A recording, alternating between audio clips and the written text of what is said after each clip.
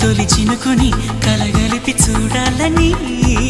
ఎవరికి అనిపించిన చూడొచ్చు నా చెలియని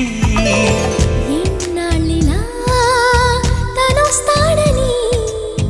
చూడాలట ప్రతి దారిని ఏ తోటలో తనందోనని ఎటు పంపను నా మనసుని